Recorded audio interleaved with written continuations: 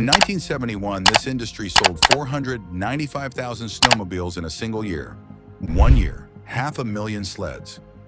Last year, all four manufacturers combined sold 92,387. Worldwide, total. That's an 81% collapse over 50 years.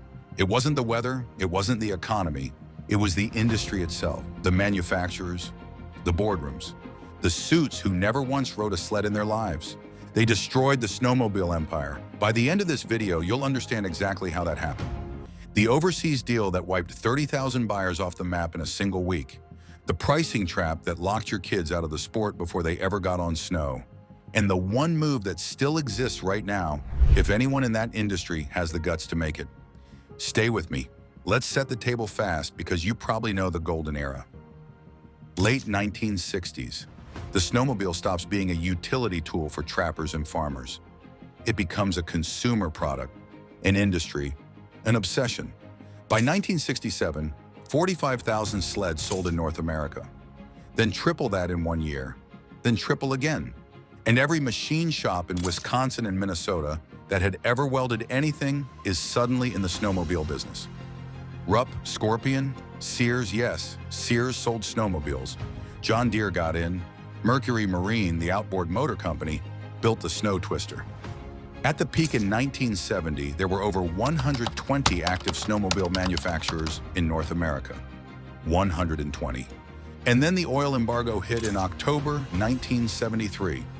Gas lines, rationing across 22 states, 2 consecutive bad snow winters. Within 4 years, 495,000 units became 174,000. Over 100 manufacturers disappeared. What was left? Polaris, Arctic Cat, Ski-Doo, and Yamaha.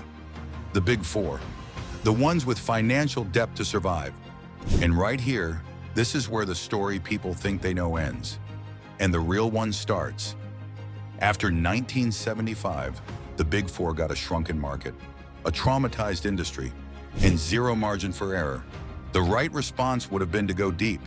Double down on the core rider, build better machines, lighter, cheaper, more durable, make snowmobiling so affordable and so good that new riders couldn't resist. That's not what happened. We all know that. Instead, each manufacturer, slowly, over decades, started hedging their bets, quietly moving resources away from snow and toward products that didn't need weather to sell. Polaris launched their first ATV in 1985. Then the Ranger side-by-side, and then the RZR, smart business decisions, individually no doubt. But they cost the snowmobile its identity inside that company. BRP, Ski-Doo's parent, pivoted hard into Sea-Doo, Can-Am, and electric vehicles. By 2022, their snowmobile revenues were a fraction of the company's overall income. And wait until you hear what Textron did to Arctic Cat, because that's a case study in how private equity destroys an American icon. More on that in a minute. But first, the number that broke the international market.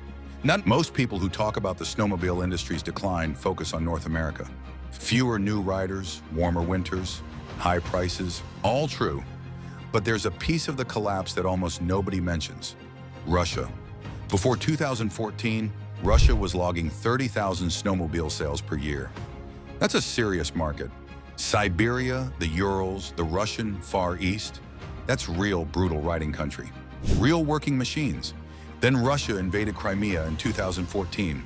Trade embargoes, export restrictions. The market went from 30,000 to zero. Almost overnight, the global industry lost a buyer base the size of a mid-tier North American market. Just gone. And nobody restructured for it. Nobody reduced production targets fast enough. Nobody said, "We just lost 30,000 annual buyers. Let's recalibrate." Instead, manufacturers kept building like it was 2013, and the unsold inventory started piling up. On dealer lots, in warehouses, that inventory hangover is still being worked through right now. Last year, BRP cut snowmobile production by 30% just to deal with it. 30%, not a trim, a cut. That's not a weather problem, guys. Now, the Arctic Cat story, because I think this one deserves to be said clearly. Arctic Cat was born in 1962 in Thief River Falls, Minnesota. Built by Edgar Hetton, yes, the same man who co-founded Polaris and got pushed out of his own company. He went to Thief River Falls and did it again, almost out of spite. Arctic Cat survived a bankruptcy in 1981, got revived by former employees in 1983 under the name Arcco, and fought back to legitimacy. In 2017, Textron Incorporated acquired them. The company that makes Bell helicopters and Cessna aircraft thought they'd make a go of snowmobiles. What followed was 7 years of slow erosion. Engineering talent left. Product development slowed. The Arctic Cat lineup started feeling like a brand being maintained rather than one being invested in. Then December 2024, the letter goes out to dealers. Production will be indefinitely suspended.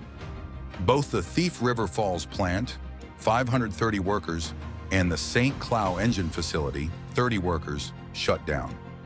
Textron taking a $30 to $40 million write-down on inventory. Arctic Cat, the brand Edgar Hetton built twice, gone quiet in 2025, while a defense contractor from Rhode Island figures out what to do with it. If that doesn't make you angry, I don't know what will. Quick pause. If this is hitting you somewhere real, hit that like button right now. Small channel, it genuinely helps. And keep watching, because the next part is where it gets personal.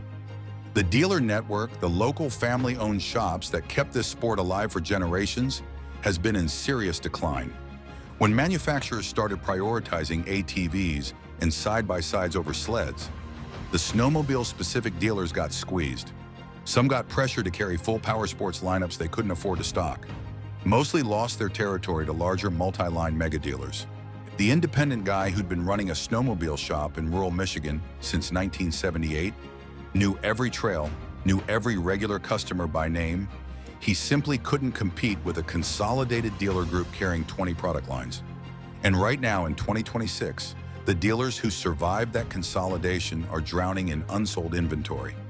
New sleds sitting on showroom floors from model years 2023 and 2024. Flooring costs eating margins every month. Manufacturers offering late-season discounts just to clear units, which trains buyers to wait. The people who know snowmobiling best, who bought every generation, who recruited their kids into the sport, they're the ones holding back right now.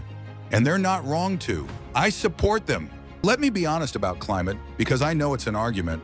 Climate change is real. Winters are getting shorter. Snowpacks are thinning in the Midwest and Great Lakes. 3 consecutive bad snow seasons in the Northeast. The winter of 2023 to 2024 basically skunked the entire upper Midwest for rideable conditions. But climate didn't cause the structural problems in this industry. It accelerated them. The pricing problem was already real. A top trail sled today runs $16,000 to $22,000. That's not a weather problem. That's an economics problem. The aging rider issue was already documented. Average snowmobiler age in North America, 54 years old, up from 40 in 2010. That's a year of aging per year, meaning new riders are not replacing the ones who are winding down.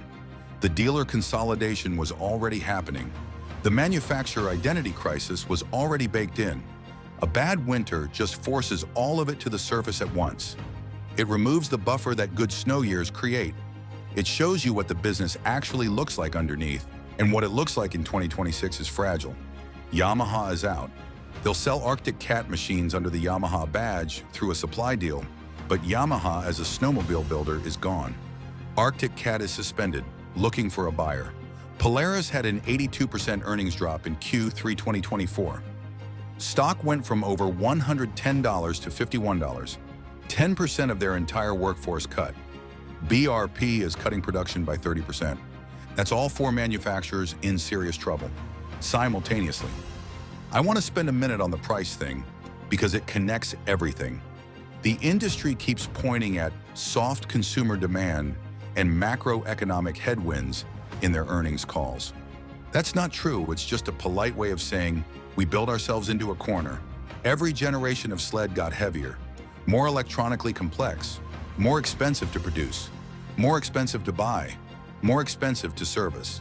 The 2003 Ski-Doo Rev MXZ weighed 423 pounds and launched at a price competitive with any trail sled on the market. The 2026 equivalent? 498 pounds and $16,000 plus before destination. A turbocharged top-spec trail sled today can push past $22,000. $22,000. For a machine that needs a specific season, that requires a trailer to transport.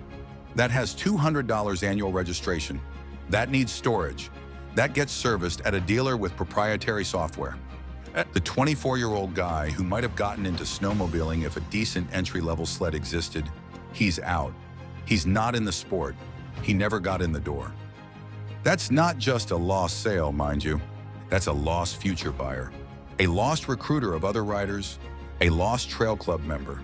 The industry literally priced away the pipeline it desperately needs to survive. Here's where it gets crazy though. Right now in 2026, the used sled market is doing something the manufacturers can't explain away. Good used sleds are moving. Clean 2009 to 2012 Rev XP E-Tech models selling for $3,500 to $5,500. Solid mid-2010s. Polaris Indy models going for $4,000 to $7,000. Rideable machines at prices that actually make sense for a first or second buyer. Meanwhile, new units are sitting. Dealers are cutting $3,000 off MSRP in February just to move inventory. Manufacturers are offering free extended warranties to compensate. The market is telling you exactly where the ceiling is. It's not at $22,000. It's not even at $16,000 for most buyers. And a manufacturer who listened to that signal, who built a genuinely capable, modern, sub-$10,000 trail sled and sold it through a streamlined dealer network, would own this market right now. Nobody's doing it because none of the four manufacturers who are left have the financial headroom to take that risk right now, which is the trap. The same trap that killed those 100 manufacturers in 1975. Heck, when you're fighting to survive, you don't invest in the future. You sell what's on the floor today. Drop a comment right now. What's the last sled you bought and what did you pay? I want to see the real numbers because the manufacturers definitely aren't sharing them. Let me show you the honest worst case. If the median rider age is 54 today and it's been climbing a year per year for the past decade, the core market is aging out faster than it's being replaced. If the used market keeps absorbing buyers who would have bought new, the manufacturer revenue base keeps shrinking. If two of the four manufacturers are either exited or suspended, Yamaha and Arctic Cat, the remaining two, Polaris and BRP, become a duopoly. And duopolies don't compete for pricing. They compete for margin, which means prices go up, not down, which means fewer buyers, which means fewer trail club members, fewer groomed trails, fewer land access agreements.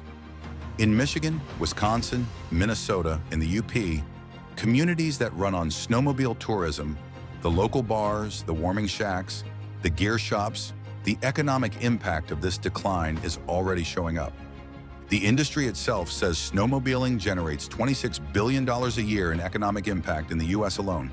That number doesn't hold if ridership keeps contracting. This is a sport on a timeline. But wait, this timeline isn't locked in. Not yet. Let me be straight with you. What you guys can actually do right now. If you're in the market, this is a legitimate buyer's window. Dealer inventory is the highest it's been in years. Dealers are motivated. A sled that had a sticker of $14,500 in January is getting sold in March for $11,000. That's real money. Use the leverage. Don't be shy about it. Walk in with a number. They'll meet you closer than you think. Second, your local dealer matters more right now than the manufacturer does. The manufacturer will survive or it won't, and honestly, at this point, a couple of them might not. But the family shop in your town, the one where the guy behind the counter knows what trails you like, he's the one taking the daily beating. Get your service done local. Buy your gear there. Don't order everything online just to save a few bucks. Third, your trail club membership is not optional. Club memberships fund grooming. Grooming funds land access agreements with private landowners. Without those agreements, the trail you've ridden for 20 years can disappear with one phone call from a landowner who's tired of dealing with riders who don't contribute. If you're not a club member, go fix that before next season. It doesn't cost much. Fourth, if there's a kid in your life who's never been on snow, right now is the cheapest entry point in 20 years. Used youth sleds are abundant and cheap. A clean, used Arctic Cat ZR 200 or a Polaris Indy 120 is well under $2,000 right now. That kit is the pipeline. That's how this sport survives. Fifth, and this is the honest one, push back. When you see a new sled priced at $22,000 for features most riders will never use, say something. When a manufacturer closes a plant that's employed your neighbors for 50 years and calls it strategic alternatives, call it what it is. The manufacturers listen to culture more than they'll admit.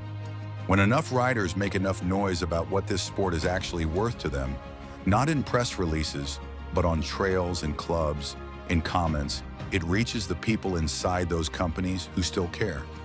This empire isn't dead, but it's on a trajectory that ends badly if nobody in it is willing to say that out loud. And that's exactly what we're here to do. I want to hear your take on this. What do you think actually kills this industry? Is it the price, the warming winters, the manufacturers abandoning their identity, or something I didn't cover? Drop it in the comments. And if you want more honest content about where snowmobiling has been and where it's actually going, subscribe. You won't regret it. Check out the next video right here.